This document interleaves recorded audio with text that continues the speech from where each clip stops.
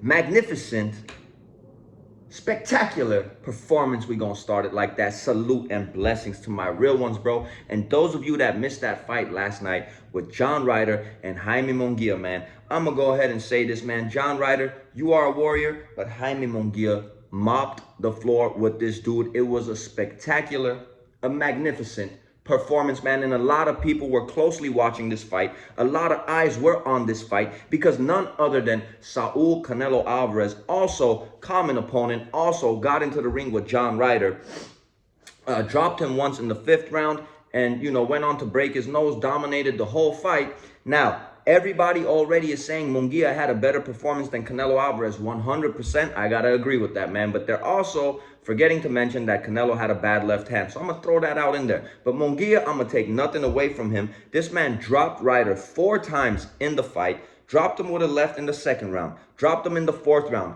Then he went on to drop him twice in the 9th round before Ryder's corner said that no mas, we've had enough, threw in the towel, gave up, and that was that. And I would go ahead and say that was a smart decision because this dude had no chance to win the fight, and he was just getting his ass whooped all night long, man. It was spectacular by Jaime Munguia.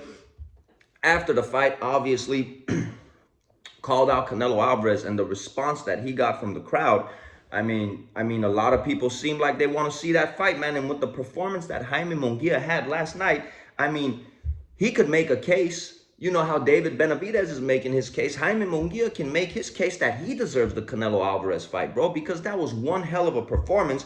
I think Jaime Munguia's performance, to me, looked more spectacular and dominating than Benavidez's performance to Boo Boo, bro. And again, bro, I'm not a Benavidez hater. I'm just saying that Jaime Munguia could very well make his case to fight Canelo Alvarez, man, just how David Benavidez is. And it seems like there's a lot of interest from the fans because when he called out Canelo, I mean, he didn't call him out. I think the announcer asked him, and he said if he's blessed enough pretty much to get into the ring with Canelo Alvarez and have a Mexican showdown, he would love that. And the crowd just went nuts, bro, when he said that. They just went nuts, bro.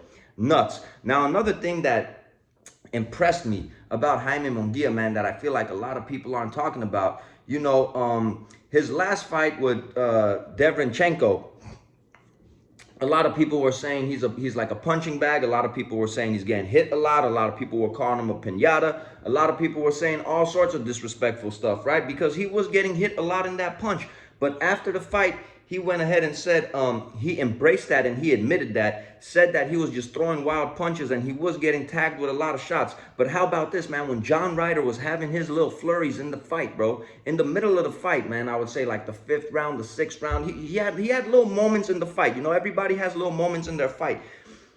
The way that Jaime Munguia sharpened up his defense, and the way in those moments where he was picking and choosing his shots and hitting them with the most effective shots and not rushing, that really impressed me, bro. And I gotta say, man, that this dude really is in that gym, in that boxing gym, working on his craft. He's in that lab getting better and better every fight. So I gotta salute him for that, bro, because he was not getting hit with a lot of those flurries, man. He tightened up that defense and he was picking and choosing his shots, man. And he was hitting John Ryder with the most effective shots when he felt that the moment was right and taking his time. I salute him. And another person I gotta salute for that, bro, is Freddie Roach, man. How about Freddie Roach? For as long as he's been around in the sport of boxing, in this whole boxing game, OG in the game, everything he's been through, people are still chasing Freddie Roach, a high-level fighter like Jaime Munguia, to be in his corner. So we got to take a moment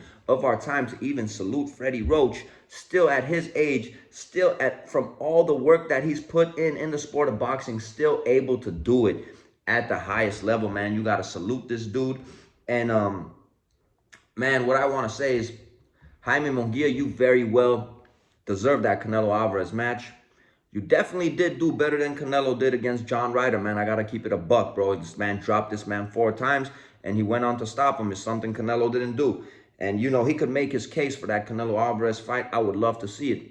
I would love to see it. How legendary would that be if Canelo fights Munguia in May, and if he gets past Munguia, he fights Benavidez in September. I mean, I think he could go ahead and retire after that. But Jaime Munguia, salute to you. One hell of a performance, bro. I mean, damn, bro. You proved everybody wrong that was doubting you and hating on you with that performance. Salute to Freddie Roach, still able to do it at the highest level. And also, once again, salute to Jaime Munguia. I'm going to say it again.